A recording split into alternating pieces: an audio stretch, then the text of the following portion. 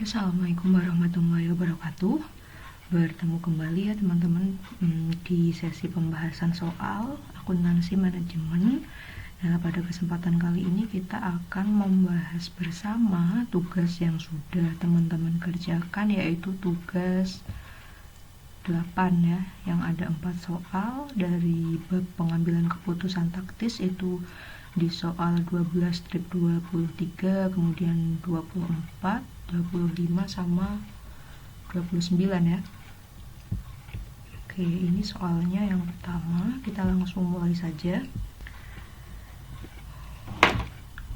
Oke, ini ada Primek ya, yang 12-23 ini alternatifnya adalah menjual atau memproses lebih lanjut.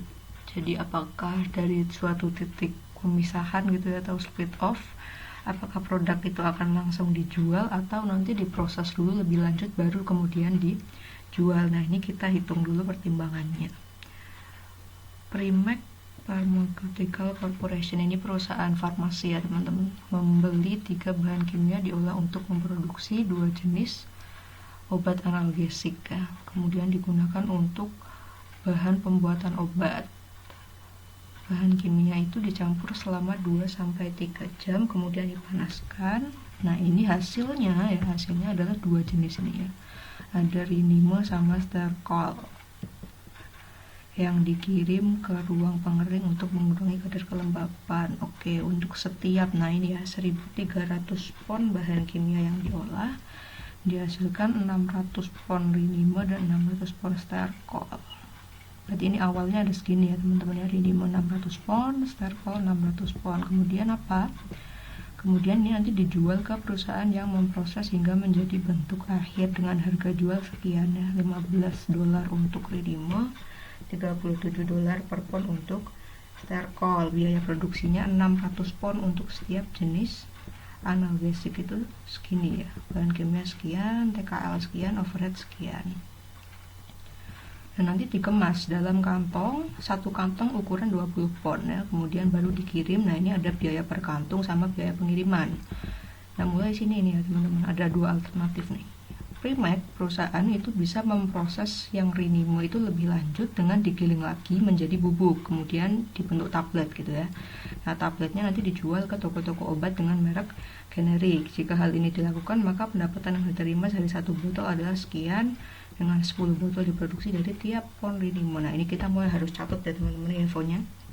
Jadi kalau rinime yang belum diolah lebih lanjut itu harga jualnya kan $15 per pon ya. Setelah dicetak dalam tablet itu nanti pendapatannya sekian tapi per botol ya. Nah, ini kita harus konversi ukuran-ukurannya nanti.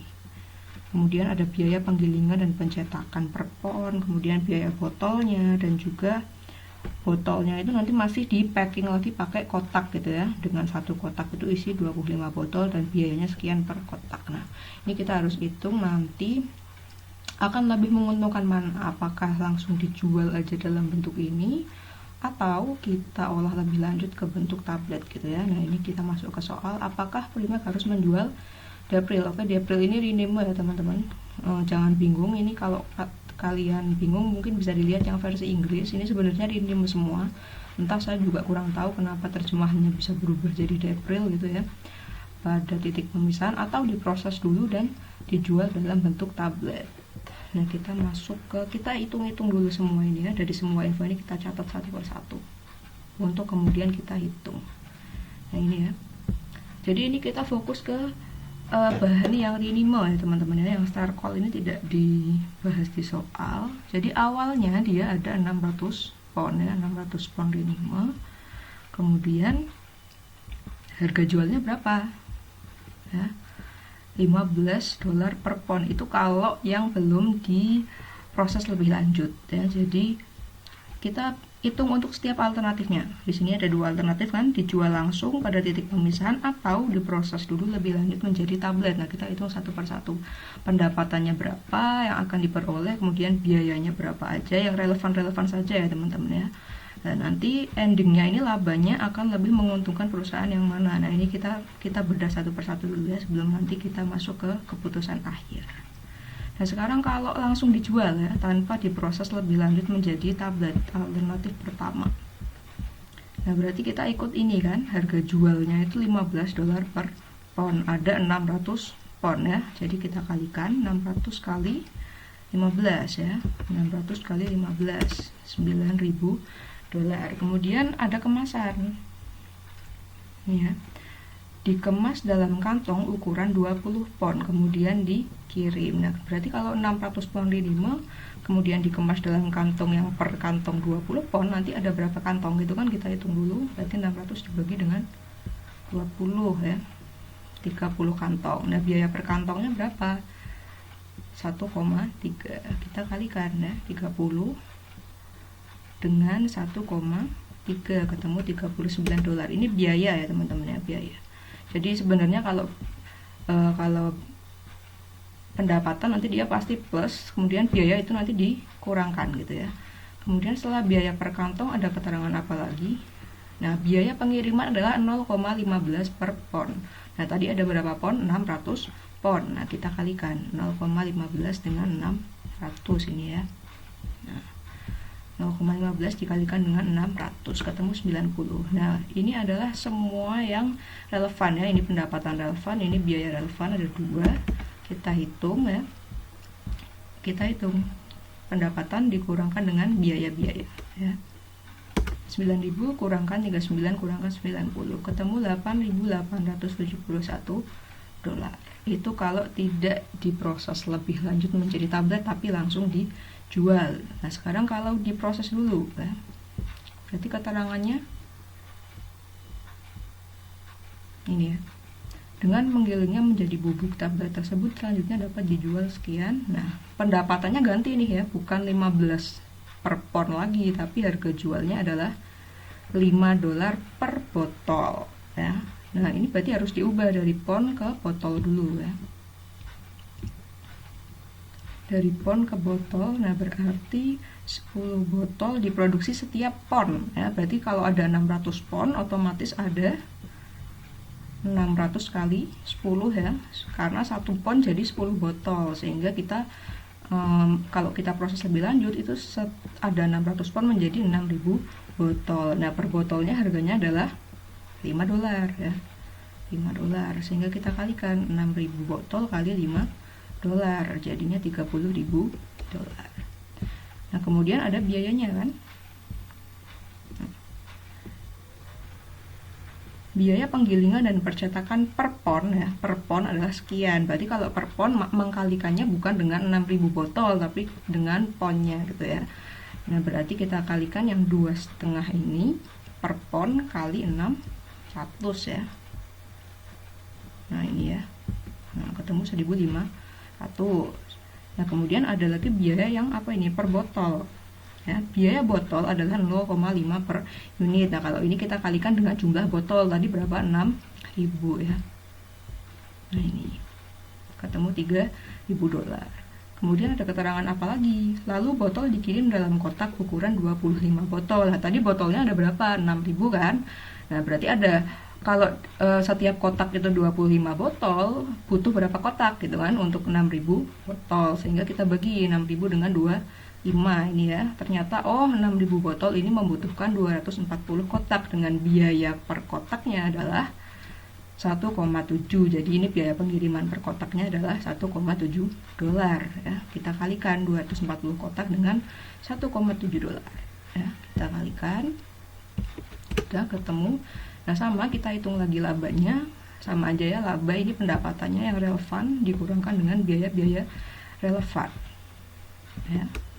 Oke, ketemu $25.092, $25.092 ya. Oke, nah sekarang keputusannya berarti gimana? Dijual langsung atau diproses dulu ya? Karena kita lihat hasil penghitungan ternyata labanya lebih besar yang diproses terlebih dahulu, yaitu alternatif kedua, maka keputusannya adalah kita memilih yang alternatif kedua, yaitu memproses terlebih dahulu menjadi tablet sebelum dijual gitu ya. Nah ini ada selisih nih ya. Jadi kalau misalkan di antara dua alternatif itu ada selisih laba sebesar 25. Ini ya 1092 dikurangkan dengan ini 8.871, selisihnya adalah 16.221 dolar. Kita lanjut ke soal kedua. Kalau per tahunnya yang dijual itu 265.000 pon, berarti selisih labanya nanti berapa gitu ya. Kalau ini kan tadi 600 pon nih ya yang kita hitung. Nah, kalau ponnya itu sekian, nanti selisihnya jadi berapa. Nah, tinggal kita hitung dulu kan, berarti 1 pon itu berapa gitu kan selisihnya. Kita hitung dulu. Nah, ini tadi ketahuan 600 pon ya. 600 pon selisihnya sekian ya. Ketika ada 600 pon minimum, ternyata selisihnya sekian. Nah, kalau misalkan 1 pon tinggal kita bagi dengan 600 kan. Selisihnya itu kita bagi dengan 600. Ini adalah selisih laba per pon ya dari kedua alternatif. Nah, kemudian ditanyanya berapa? 265.000 pon. Nah, tinggal kita kalikan aja. 1 pon sekian, kalau 265.000 berarti tinggal dikalikan ya, ketemu sekian. Gitu ya teman-teman ya.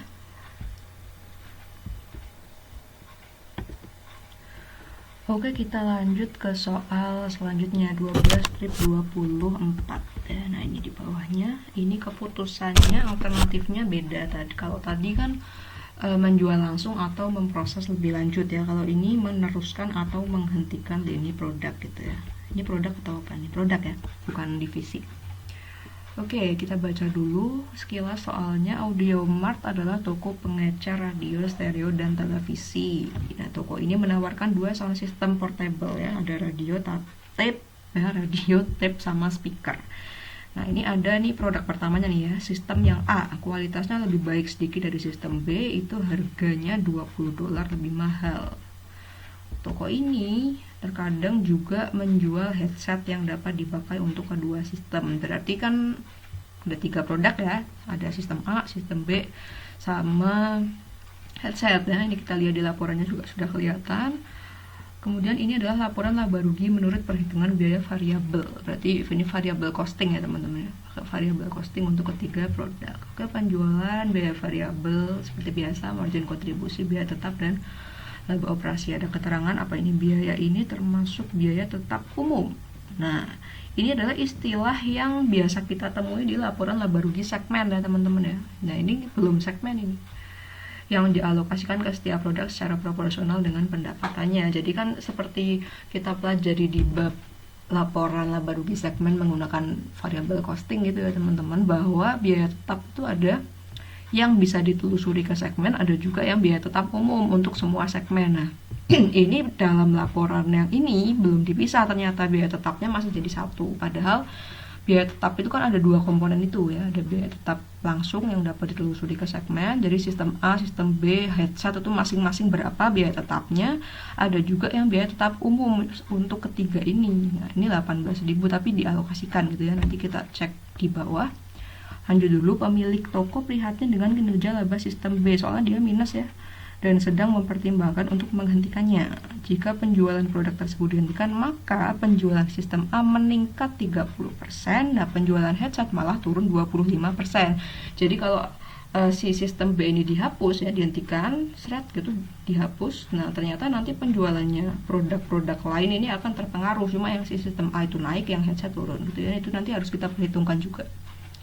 Kemudian diminta yang pertama, susunlah laporan laba rugi segmen ya, pakai segmen. Nah, karena ini belum ada itu tadi kan, biaya tetapnya masih jadi satu, kita harus pisahkan dengan menggunakan format yang lebih baik. Jadi kita perbaiki dulu laporan laba rugi segmennya ya. Oke, satu-satu aja. Pertama itu kita bikin dulu laporan laba ruginya. Ini sudah saya salin ke Excel ya angkanya. Nah, ini sama persis dengan yang tadi di soal ya, sudah saya salin. Kalau misalkan teman-teman menemukan kesalahan jawaban, kesalahan pengetikan, atau yang mungkin ada koreksi dari teman-teman, silakan bisa disampaikan ya. Nanti kita telaah lagi bareng-bareng. Nah, ini sudah saya salin ya sama persis sih, insya Allah sudah ya. Ini minus ya. Oke, nah ini keterangannya juga sudah saya salin untuk mempermudah biar kita nggak bolak-balik ke soal. Termasuk biaya tetap umum ini ya, biaya tetapnya nanti dialokasikan. Nah, kita susun ke format yang lebih baik ya. Penjualan masih sama ya, tapi kita kasih kolom total nih di sebelah sini yang merupakan jumlah dari ini ya, jumlah itu 3, ke bawahnya juga saya kasih penjumlahannya semua. Nah ini biaya variabel masih sama juga, margin kontribusi masih sama. Margin kontribusi itu kan pengurangan dari penjualan dengan biaya variabel ya, teman-teman pasti sudah hafal itu di laporan laba rugi segmen sama itu ya, variabel costing dulu udah kita pelajari. Nah kemudian ini biaya tetap langsung. Nah ini kan biaya tetap umum itu 18.000 nih ya. Nah ini yang 18.000 itu posisinya dia adalah biaya tetap umum. Jadi untuk ketiga segmen dia mengurangkan dari total, bukan mengurangkan dari setiap segmen ya. Tidak mengurangkan sendiri-sendiri dari sini 18 enggak, cuma dari totalnya. Karena dia ini tidak bisa ditelusuri, ini 18.000 nih nanti nggak bisa ditelusuri langsung ke sininya berapa. Cuma di sini dia akan dialokasikan ya, proporsional dengan pendapatan. Nah kita ngitungnya gimana? Gini ya. Aduh ini format ya. Jadi gini, kita ke sistem A dulu ya. Ini 10.000 kan, 10.000. Nah alokasi 18.000 untuk sistem A ini kan 18.000 ini dialokasikan ya ke sistem A, sistem B sama headset proporsional dengan pendapatannya ya. Nah berarti bagian dari biaya tetap yang punyanya si sistem A itu proporsinya berapa lah? Proporsinya berarti adalah sebesar ini ya, proporsi 45.000. Ini kan penjualan proporsional dengan pendapatan, pakainya pendapatan. Jadi ini 45.000 sama totalnya itu proporsinya tuh itu ya. Nanti kalau punyanya sistem B berarti yang ini penjualannya sistem B dengan totalnya. Begitupun dengan headset gitu ya, 8.000 dibagi dengan ini nanti. Nah, ini kita lihat hitungannya ya. Yang ini B7 nya adalah biaya tetap total untuk sistem A, termasuk nanti kan ada alokasinya dari 18.000 ya. Nah sekarang kita ngitung dulu alokasinya, nanti tinggal kita kurangkan.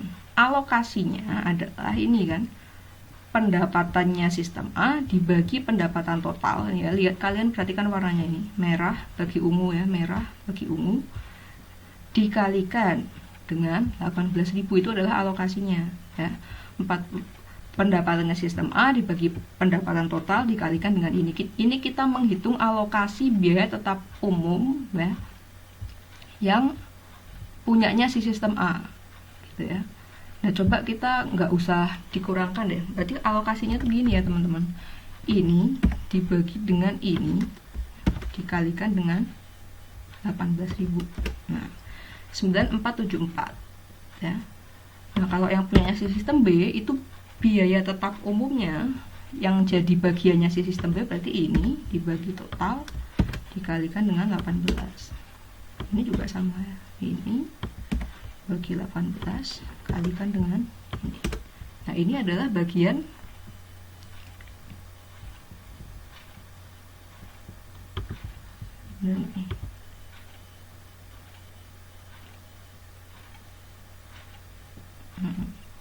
gitu ya.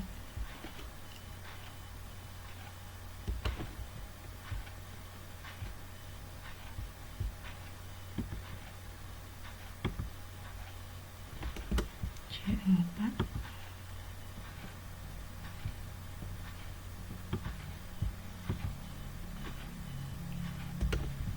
kok hasilnya banyak banget nih. Oh kebalik ya, sorry. Ini bagi ini kali ini. Nah gitu ya, jadi alokasinya itu segini. Ini karena 18.000-nya dialokasikan ke setiap produk secara proporsional dengan pendapatan. Jadi ini dibagi pendapatan total kali 18. Ini juga ini ya, pendapatannya si sistem B kalikan total, bagi total kalikan 18. Ini juga sama, pendapatan punya headset kemudian dibagi 8.500 total dari ketiganya ini pendapatannya dikalikan dengan 18.000. Ini adalah alokasi yang 18.000 ke setiap produk ya. Nah kemudian coba lihat ya, biaya tetapnya punya si sistem A itu 10.000. 10.000, kemudian biaya tetap umumnya adalah sekian. Nah yang biaya tetap langsung berarti adalah sisanya ya, sisanya. Jadi 10.000 dikurangkan dengan ini ya, 10.000 kurangkan dengan ini. Nah ini kan 526. Ini juga sama, punyanya sistem B kan semuanya 18.000. Nah alokasinya yang punya biaya tetap umum adalah ini kan, sehingga yang langsung adalah sisanya 11.158. Nah yang ini juga sama ya, 2.700 dikurangkan dengan ini bagiannya yang alokasi dari 18.000, sisanya adalah ini ya. Penghitungannya seperti itu. Ini yang rumusnya saya jadikan satu karena untuk menghemat tempat ya. Aslinya hitungannya dari sini, ini dikurangkan dulu. Ini adalah yang langsung, nah yang 18.000 kan sudah masuk ke sini. Kemudian margin segmennya kita kurangkan aja, margin kontribusi dengan biaya tetap langsung yang tadi sudah kita hitung. Gitu ya. Sudah jadi yang laporan laba rugi per segmen untuk poin 1. Nah, sekarang yang kedua. Susurlah laporan laba rugi segmen untuk sistem A dan headset dengan asumsi sistem B-nya ini dihentikan. Nah, nanti keputusannya dihentikan atau enggak gitu ya.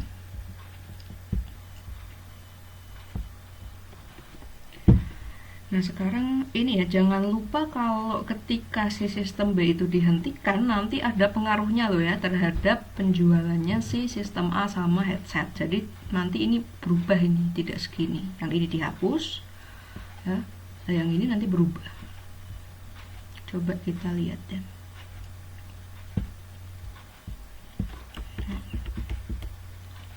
Ini ya, bentar saya perkecil sedikit karena ini nanti nyambung ke sini, ada yang nyambung ke sini ini pasti nanti. Jadi perlu kita lihat semua. Nah, ketika sistem B dihentikan, nah ini sudah dihapus ya, sebelahnya sistem A langsung headset, sistem B-nya sudah dihapus. Ya. Coba lihat penjualan sistem A ini tidak lagi 45.000, tapi ya kan ada keterangannya kan penjualan sistem A meningkat 30%. Nah, jadi meningkat dari 45.000 ditambahi 30%-nya dari 45.000. Nah, sorry, kita lihat yang sini aja. Nah, ini ya, hitungannya 45.000 ditambah 30% kali 45.000 karena dia naik kan 30%. Oke ya. Nah, ini yang biaya variabel dia juga akan berubah secara proporsional ya, karena perubahan volume penjualan pasti nanti kan unitnya berubah ya teman-teman ya. Nah itu juga biaya variabelnya akan mengikuti secara proporsional. Kalau dulu teman-teman ingat, makanya ada rasio margin kontribusi, ada rasio biaya variabel itu karena ini tiga ini saling berkaitan ya secara proporsional. Kan tergantung unit kan, tergantung unitnya itu penjualan berapa unit, otomatis nanti pengkali di sini juga unitnya sama dengan penjualan kan. Cuma ini karena tidak diinformasikan di soal ya, ada berapa unit dan harga per unitnya gitu kan, kita jadi nggak perlu ngitung pakai unitnya tuh berapa, yang penting 30% naik gitu ya. Nah yang ini juga sama, cuma ini nanti berkaitannya dengan ini biaya variabel ini. Biaya variabel otomatis akan naik juga karena unit penjualannya bertambah gitu kan. Nah ini naik juga sama 30%, margin kontribusi tinggal dikurangkan aja. Nah, sekarang yang headset ya, headset itu malah turun, jadi dia turun 25%. Kalau tadi ditambah berarti sekarang dikurangi ya. Tadinya 8.000 ya, 8.000 terus turun 25% itu kan seperempatnya ya, seperempat 8.000 itu 2.000, berarti turun 2.000 jadi 6.000 ya. Nah ini, atau hitungannya seperti ini, 8.000 dikurangkan dengan 25% kali 8.000 ya. Ini aslinya ada kurungnya teman-teman ya, ini dikurung, sama aja antara hasilnya ya. Biaya variabel juga sama, turun juga karena unit penjualannya juga turun kan, turun.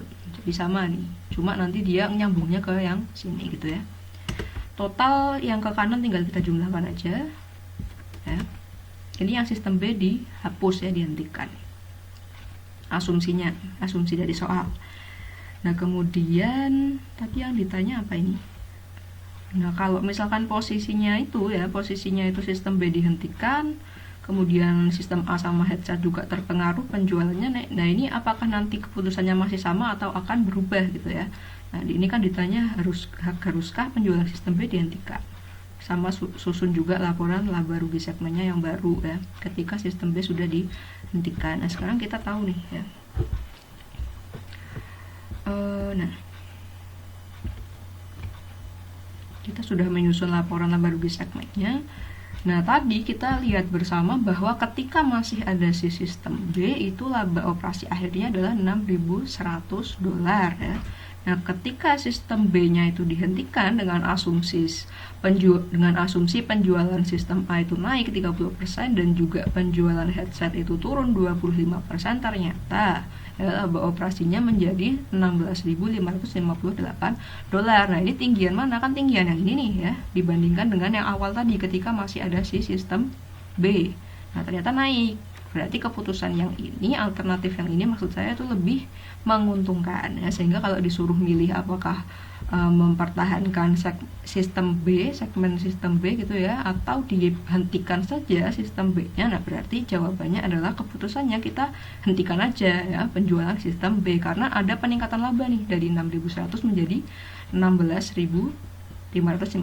Ini akhir kurang awal ya selisihnya. Nah, ini selisihnya tuh ada segini, ada kenaikan laba sebesar ya, ini saya kurangkan, ada kenaikan laba sebesar 10.458, sehingga keputusannya dihentikan ya, yang sistem B dihentikan karena labanya akan meningkat sebesar sekian gitu ya. Masuk ke poin ketiga.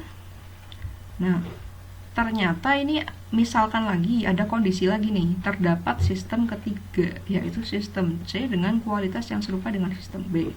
Anggaplah penjualan sistem A tidak berubah dengan adanya sistem C, namun sistem C hanya akan menghasilkan 80% dari pendapatan sistem B dan penjualan headset turun, tapi ini 10% bukan 25 ya.